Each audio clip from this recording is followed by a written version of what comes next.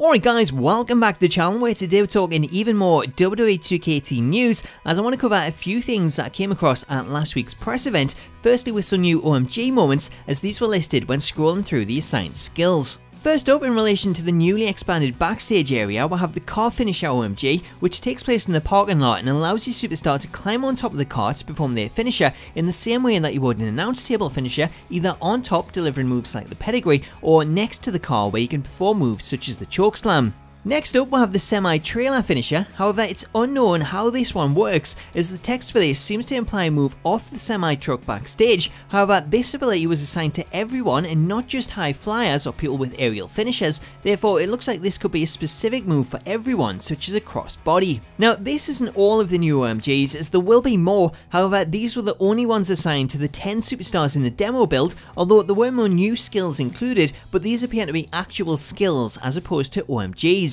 So the new skills that aren't classed as OMGs include the run corner attack, which takes place during the new carry system when you're carrying a superstar in a certain position, such as the powerbomb position, as if you have this ability then you can perform a run attack with your opponent towards the turnbuckle, such as the buckle bomb. Also new in regards to the dragon improvements is the ring toss out ability, as should you have this ability listed and you drag your opponent to the ropes, then you can quickly toss them out of the ring by holding down the drag buttons and square on PlayStation or X on Xbox whilst moving the left stick towards the ropes. Doing this sees your opponent thrown over the top rope and to the outside, which looks a lot more realistic than just whipping your opponent over the top rope. Next up, I have two new Daredevil skills. Firstly, there's the Truss Daredevil, which when assigned allows players to dive off the truss, which is the steel support structure at the top of the steel cage, but can also be classed as the steel truss around the Titantron or other structures backstage. Therefore, I don't think this is specifically in regards to the cage, as they would have simply labelled it Cage Diver. Therefore, it's likely that this will also come into use in other parts of the arena and backstage.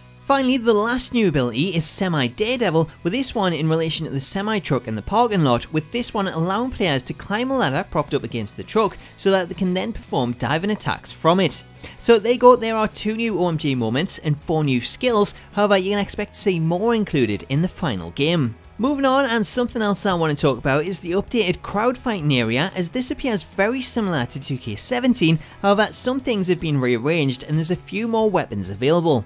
To show you what's changed, this is the layout in 2K17 and this is the updated layout in 2K18, which features the equipment box rotated so that is now horizontal and placed against the railing, with a second equipment box replacing the table and then 2 chairs next to that and a single chair, trash can and baseball bat in the lower right hand corner. So it's cool to see a few more weapons, however I would have preferred to see the table stay, as I think it's a bit more limited to just have equipment boxes to dive off. As for how many people can get into the crowd, my guess is that it'll be more than 2 people this year due to the extra box so that you can perform stereo dives. However, it wasn't something that we could test in the demo, as the only match type that allowed people out of the ring was one-on-one. Finally, let's talk Match Creator, as whenever you pause the game you can select the Match Creator option from the menu, which will then display the rules for the match that you're currently playing. So doing this revealed a lot of the available options for one-on-one matches in the Match Creator feature, including pin and submission, which can be turned on or off, 2 out of 3 falls, Iron Man match, which allows you to set a specific time limit,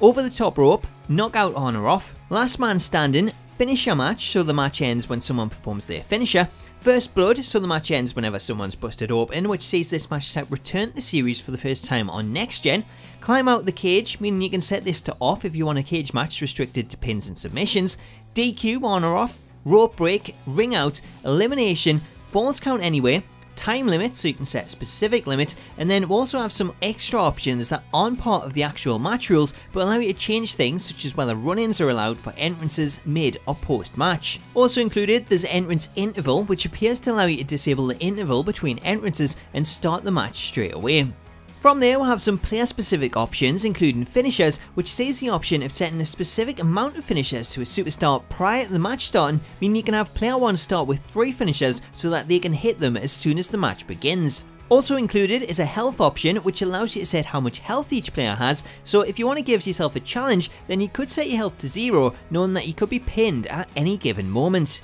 Next up is recovery time, so this is in regards to stamina, allowing you to set how quickly your stamina refills. Finally, we also have some customization options for steel cage and elimination chamber matches, which allows the player to choose the type of steel cage that they want, such as the current one or the old school one with the bars, as well as the option to choose the new elimination chamber or the original structure. So there you go, that is a rundown of some more of the changes in this year's game, including OMGs, skills, crowd fighting and match creator, so let me know what you make of these changes in the comments. Anyway guys, that is all for now, but make sure to stay tuned to the channel as I'll be dropping some more new information in the coming days, so make sure to subscribe if you haven't already and smack that bell notification icon so that you can be notified whenever a new video drops. Until then though, I hope you enjoyed this video, have yourself an awesome day, and I'll catch you later.